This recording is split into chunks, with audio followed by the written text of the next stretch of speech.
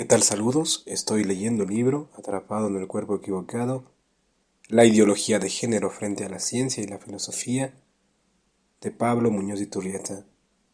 Me encuentro en el cuarto capítulo titulado La identidad de género.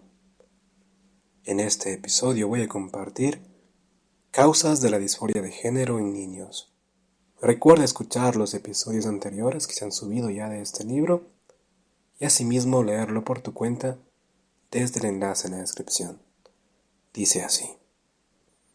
En la mañana del 19 de mayo de 2012, cuando el autor del presente libro vivía en Washington, D.C., este abrió el diario The Washington Post como de corriente y se encontró con el titular que le heló hasta los huesos: transgénero a los 5 años de edad. La historia se centraba en una niña que ya a los 2 años de edad comenzó a insistir en que era un niño y la interpretación de los hechos por su madre. El artículo sentenciaba: su cerebro de niña era diferente. Jean, su madre, se daba cuenta, había oído hablar de los transgénero, personas físicamente de un género, pero mentalmente de otro.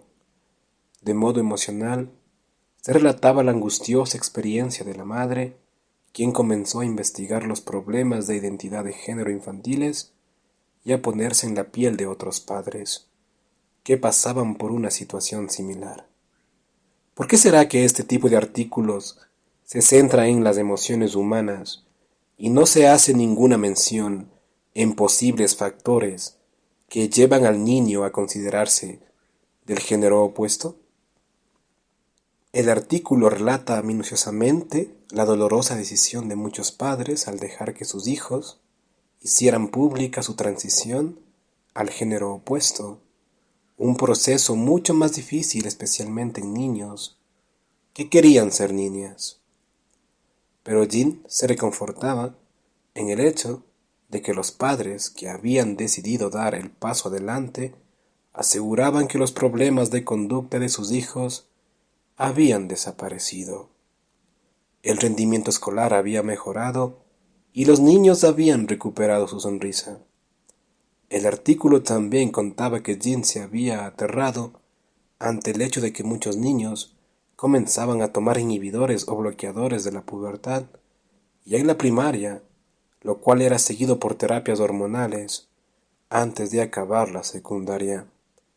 La historia presentaba la opinión de la hermana más grande de la niña, que se sentía ser varón, la cual con gran soltura explicaba la realidad de su hermano transgénero. No es más que una mente de niño en el cuerpo de una niña. Este artículo dejó helado al autor no solo por la falta de seriedad científica al tratar un tema tan grave y que posiblemente va a tener consecuencias nefastas en la vida de esa niña de 5 años, sino también por la normalización de un problema por el cual esa niña debería recibir terapia psicológica. Son artículos como este los que remarcan una y otra vez la noción popular y simplista, además de errónea, sobre la identidad de género, que aquellos que padecen disforia de género tienen una mente de niño en un cuerpo de niña o viceversa, y por lo tanto están literalmente, entre comillas, atrapados en el cuerpo equivocado. Además, artículos como este plantean un concepto perverso de la medicina en servicio de lo que el paciente desee. Para la persona que padece un problema de identidad de género, sostienen, este sentimiento subjetivo de pertenecer al género opuesto no puede ser cuestionado por nadie. Y quien tenga experiencia en estos casos notará que el individuo busca no solo ser tolerado por la sociedad, sino también el que se lo afirme en ese género, entre comillas, experimentado, es decir, como hombre o mujer, dependiendo del caso. Esta nefasta idea ha llevado a los ideólogos del género y activistas LGBT a imponer leyes que se enfocan en la reafirmación de esas tendencias, promoviendo leyes en favor de la, entre comillas, igualdad de personas transgénero de tratamientos médicos y quirúrgicos pagados por obras sociales públicas y por el acceso a todos los roles y privilegios públicos basados en el sexo de la persona. Con respecto a esto último, por ejemplo, si el trans se considera mujer, se le permite competir en eventos deportivos femeninos, para desgracia de las mujeres, ya que están compitiendo realmente contra un varón, lo cual hace desigual a la competencia como ocurrió el 15 de octubre de 2018, cuando un hombre transexual canadiense ganó el Campeonato Mundial Femenino de Ciclismo de Pista. Como ya vimos en los distintos estudios en varios campos científicos presentados en el segundo capítulo, no hay pruebas de que el fenómeno de la identidad transgénero tenga una base biológica, genética o neurológica. Por eso es de extrema importancia el presentar estudios científicos que se enfocan específicamente en niños con disforia de género y que consideran distintos factores que pueden llevar al niño a experimentar ese trastorno. ¿Qué lleva a un niño a padecer ese trastorno? Los factores son múltiples, lo cual exige que se identifique cada uno de ellos, ya que estos son los causales del trastorno. El ya mencionado estudio científico del Dr. Zucker, el modelo de desarrollo biopsicosocial para el tratamiento de niños con trastorno de identidad de género, además de proveer valiosa información acerca del carácter transitorio de ese trastorno, salvo que se haga tratamiento hormonal y cirugías, también ofrece una valiosísima perspectiva al considerar una serie de factores que influyen en el desarrollo de la identidad de género. Entre estos factores se encuentran elementos biológicos, psicosociales, de conocimiento social, así como también distintas psicopatologías y mecanismos psicodinámicos. Vamos a explicar detenidamente cada uno de estos factores. Predisposiciones biológicas. En primer lugar, hay que aclarar que los factores biológicos pueden predisponer, pero nunca determinar la conducta sexual de una persona. Los psiquiatras Michael Bostwick y Carl Martin, de la clínica Mayo en los Estados Unidos, quienes estudiaron a personas intersexuales, nacidas con genitales ambiguos y que a pesar de ser varones se les operó y crió como mujeres, afirmaban que pacientes adultos con disforia severa, transexuales, no presentan ni un historial ni existen hallazgos objetivos que corroboren una causa biológica conocida para esa discrepancia cerebro-cuerpo. Por el contrario, pacientes intersexuales requieren una cuidadosa asistencia médica y psiquiátrica para evitar la disforia de género. Es más, estos investigadores encontraron criterios objetivamente discernibles e identificables a través de los cuales se imprime la identidad de la persona como hombre o mujer en el sistema nervioso y endocrino. Y estos doctores afirmaban que incluso en los casos en que los genitales externos no se desarrollen, es muy probable que los individuos actúen de acuerdo con su configuración cromosómica y hormonal. Una influencia más profunda en la conducta sexual la tienen los factores no biológicos, tales como el temperamento, la presión de los padres para actuar con el sexo opuesto durante años críticos de la formación, la dinámica familiar, psicopatologías de los padres, las malas amistades y la curiosidad por la que un niño fantasea en convertirse en el sexo opuesto. En general, los varones son más activos físicamente que las niñas. Cualquiera que haya tenido niños de ambos sexos lo puede notar. Este tipo de temperamento tiene una base hormonal y genética, por lo que comúnmente los varones se van a comportar de una manera y las niñas de otra. Pero también puede ocurrir que por distintas razones un varón sea tranquilo, no le guste jugar con intensidad física, jugar al combate físico, y por el contrario haya niñas que sean más machonas, como se les dice popularmente. Esto, en algunos casos, puede contribuir a que el niño o la niña se identifiquen con el sexo opuesto. ¿Por qué se da esto? En las primeras etapas de desarrollo el niño experimenta muchísimas cosas por primera vez. Como la realidad y la vida humana es en sí compleja, el niño no comprende inmediatamente esta complejidad. Para el niño la realidad se encasilla generalmente en dos categorías simples, como decir, o es negro o blanco, sin colores intermedios. De esa manera, el niño puede pensar que el varón juega generalmente de tal manera y las niñas de otra, como si eso fuese una propiedad esencial de lo que significa ser varón o niña. En esos casos, el varón puede deducir erróneamente que, si le gusta jugar de una manera que es más acorde a las niñas, entonces es porque debe ser niña. De hecho, en la práctica profesional con niños que padecen ese trastorno, es común el escuchar niños que afirman, debo ser niña porque no me gusta pelear o correr, y la mayoría de mis amigos son niñas, y me gusta jugar a la casa. El doctor Sacker relata el caso de Frank, un niño emocional y sensible que tenía 7 años cuando visitó la clínica por primera vez, el cual presentaba claros síntomas de trastorno de identidad de género. Frank tenía 2 hermanos y constantemente se quejaba del modo de jugar agresivo de ellos, al igual que el de sus compañeros de escuela. Uno de sus hermanos tenía de hecho serios problemas de comportamiento, lo que afectó negativamente la percepción que Fran tenía de lo que significaba ser varón, ya que afirmaba que todos los niños eran violentos y burlescos. Debido a eso, solía juntarse con niñas en los recreos y como consecuencia jugaba a juegos estereotípicos de niñas.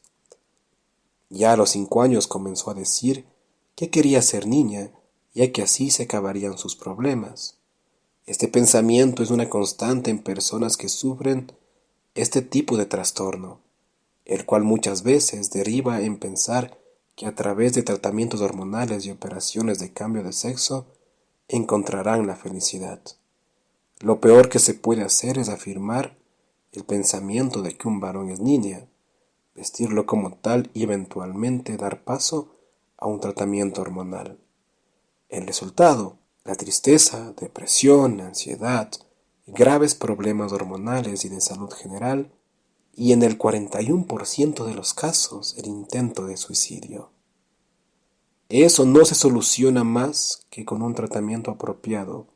Se puede arguir que Franz tenía un temperamento sensible que, sumado a la conducta problemática de su hermano, creó un trauma con respecto a su propia identidad como varón.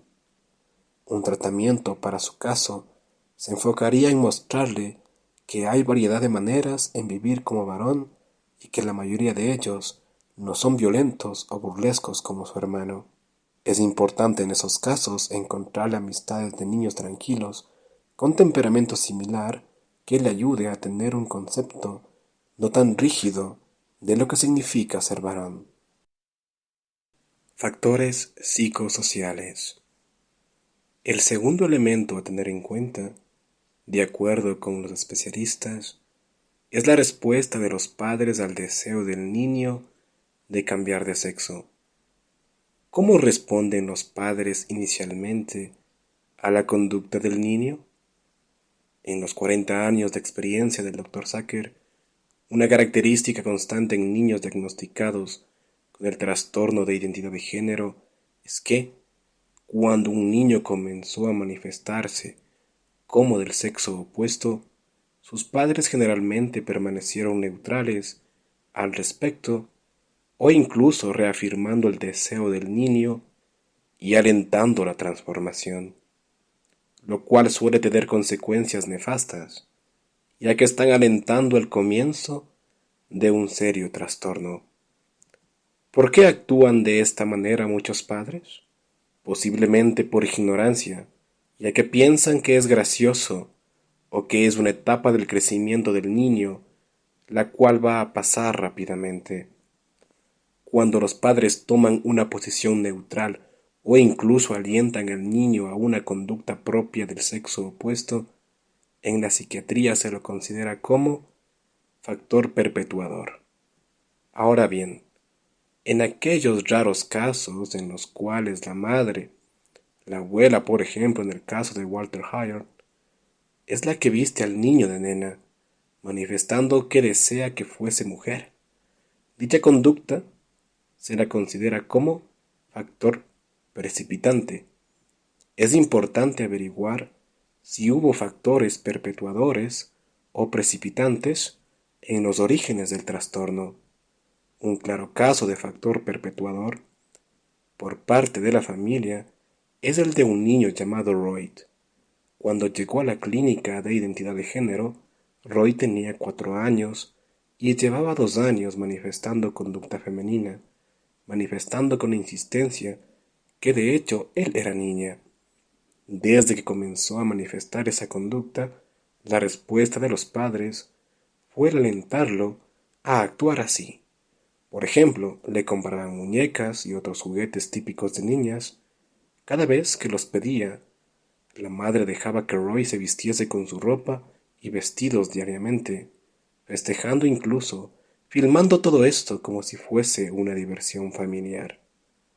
Lo que preocupó a los padres, lo cual los llevó a la clínica a buscar ayuda, fue que llegó finalmente el día en que el niño estaba convencido de ser niña, además de sufrir ataques de ira muy intensos cuando se frustraba. Al ser interrogados por el psiquiatra, los padres de Roy manifestaron que nunca habían cuestionado a su hijo cuando éste insistía en que era una niña. Conversando acerca de este tema con un matrimonio canadiense, ellos le contaron a este autor cómo uno de sus hijos varones se vestía de nena por curiosidad y lloraba cuando su madre le sacaba el vestido. Una Navidad, el niño participó del pesebre y lloró amargamente porque le tocó ser pastorcito, cuando lo que él quería era ser la Virgen María. Sus padres nunca consintieron con su conducta, lo cual benefició enormemente al niño, hoy un joven hecho y derecho. No está de más notar aquí por el que los padres nunca deben festejar ninguna conducta desordenada en sus hijos, ya que esto puede tener consecuencias psicológicas nefastas. El gran psicólogo clínico Jordan Peterson lo resumió de modo magistral en un capítulo de sus 12 reglas para la vida titulado Nunca dejes que tus hijos hagan algo que te disguste. Conocimiento social de lo que significa ser varón o mujer. Otro factor perpetuador del trastorno de identidad de género ocurre cuando el niño interpreta el ser varón o mujer con el vestirse o actuar de acuerdo con ciertos estereotipos sociales. Como mencionábamos en el punto anterior, cuando los padres festejan una conducta inocente del niño, le pueden estar causando un daño enorme en su psicología, ya que el niño puede erróneamente deducir que, al vestirse como nena, entonces es nena. Los estudios sobre el desarrollo del género en la niñez coinciden en que, en una primera etapa, el niño no entiende su género, sea varón o mujer, como algo constante e invariable en su persona. La autopercepción del niño como de cierto género es elástica, cambia a lo largo del tiempo, y plástica, es decir, es influenciada por fuerzas externas tales como las condiciones sociales y las actitudes de los padres. La percepción del género como algo constante se manifiesta en primer paso cuando el niño se identifica a sí mismo como varón o nena. Si bien en esta etapa el género no es percibido como algo invariable, es decir, como algo que no se puede cambiar, lo cual explica el que un niño se dé cuenta que es varón, pero por distintos factores declare un día que es niña. El niño percibe que su género, como varón o mujer, es invariable recién entre los 5 y 7 años, cuando puede relacionar su identidad de género con distintas expresiones de conducta de un género determinado. Por ejemplo, Soy varón y por eso paso tiempo jugando a la pelota con mis amiguitos. El niño generalmente no ha desarrollado un modo de pensar operacional y concreto hasta recién esa edad. Esto explica el por qué un niño de apenas 4 años cree que si se pone un vestidito de nena es porque es nena, y que una nena que juega con varones todo el tiempo y se vista como varón piense que es varón. Es decir, en esa edad el niño no entiende lo que realmente significa ser varón o mujer, ya que sus criterios son muy superficiales y rígidos, porque para ellos ser varón o mujer está relacionado con lo que pueden o deben hacer. En los casos tratados en la clínica para trastornos de identidad de género, el Dr. Sacker notó que en estos niños no había habido un desarrollo completo de su comprensión del género, como algo constante e invariable, por lo que esta laguna actuó como factor perpetuador. Los testimonios provistos por la Clínica de Trastorno de Identidad de Género de Toronto ofrecen luz al respecto. Cuando a un niño de 7 años se le preguntó por qué quería ser niña, éste respondió que no quería transpirar cuando sea grande y como solo los hombres transpiran, no quería ser hombre. Este niño también expresó que le gustaba leer y las niñas leen mejor que los varones. En otro caso, un niño de 8 años expresó que en su casa sus hermanitas eran tratadas mejor que él y que en la escuela la maestra les gritaba mucho a los varones y nunca a las niñas. Es decir, que su razonamiento era el siguiente: si fuese niña sería tratado mejor en la casa y le iría mejor en la escuela. Otro niño de 5 años sorpresivamente manifestó que su cerebro era el de una niña. Cuando se le preguntó por qué, inocentemente respondió que le gustaba jugar con las muñecas Barbie, aun que también reconoció que tenía un poquito de cerebro de varón, ya que le gustaba jugar con los legos. A lo largo de la terapia, uno de los ejercicios que debía hacer con la psicoterapeuta durante la sesión era dibujar sus dos cerebros, el de niña y el de varón. A medida que la terapia progresó, el dibujo de su cerebro de niña era cada vez más pequeño, mientras que el de su cerebro varón aumentaba, hasta que un día felizmente concluyó que ya no tenía más un cerebro de niña. En estos niños se pudo observar, argumenta el Dr. Sacker, que tienen una comprensión muy rígida de lo que significa ser varón o nena, y por tanto hay que ayudarlos a desarrollar una comprensión más flexible y que abarque distintas maneras en que un varón puede ser varón y una nena puede ser nena. Y bueno amigos, con esto llego al final de este episodio. En el próximo estaré compartiendo psicopatologías concurrentes con el trastorno de identidad de género. Así que bueno, comparte este episodio, suscríbete al canal, dale me gusta y de igual manera puedes apoyar al canal desde el enlace en la descripción. Sin nada más que decir, me despido hasta una próxima oportunidad. Gracias.